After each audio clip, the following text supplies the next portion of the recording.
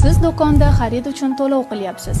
Bank kartangizni uzatasiz va bunga javoban kartaga o'tkazib bersangiz bo'ladimi degan gapni eshitasiz. Tanish vaziyat, shunday emasmi? Haqiqatdan ham bugungi kunda P2P o'tkazmalar, ya'ni jismoniy shaxslar o'rtasida to'g'ridan-to'g'ri pul o'tkazmalari qulay va keng tarqalgan to'lov usuliga aylangan. Biroq bunday format ayrim holatlarda haqiqiy daromadlarni yashirish vositasi sifatida ham qo'llanilishi mumkin.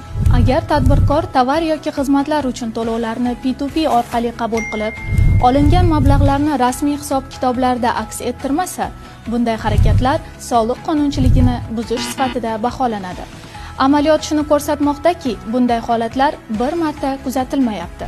Masalan, joriy yilda kelib tushgan murojaatlar asosida fiskal chek bermaslik va P2P o'tkazmalar orqali to'lovlarni qabul qilish holatlari bo'yicha 481 ta sayyor soliq tekshiruvi o'tkazildi.